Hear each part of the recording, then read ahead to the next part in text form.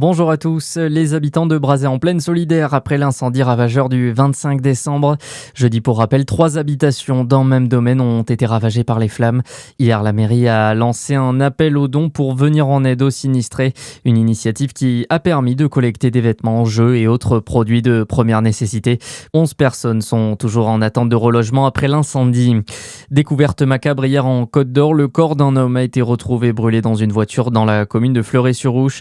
Le procureur de la République a confirmé ce vendredi que l'hypothèse du suicide était privilégiée par les enquêteurs. Pour l'heure, les circonstances du drame restent inconnues. La victime, elle, n'a toujours pas été identifiée. Un agriculteur de Côte d'Or condamné pour violence conjugale. Un homme de 53 ans comparaissait hier devant les juges pour violence habituelle et séquestration sur son épouse. Des faits survenus à plusieurs reprises entre 2019 et 2025. Le mis en cause a été relaxé pour les faits de violence. Il a finalement été condamné à 8 mois de prison avec sursis, avec obligation de soins, de travailler et d'indemniser la victime.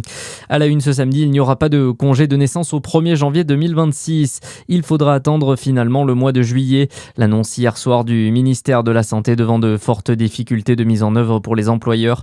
On rappelle que ce congé facultatif s'ajoute aux congés parentaux déjà existants.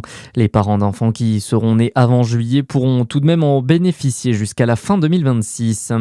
La cote de confiance du président au plus bas depuis 2017. C'est ce que révèle le baromètre mensuel Toluna Harris Interactive pour LCI publié hier.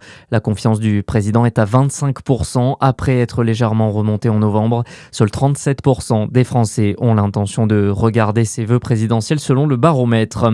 Et puis un mot de foot, et le Maroc n'a pas réussi à se défaire du Mali pour la deuxième journée de phase de poule de la CAN. Match nul, 1 but partout.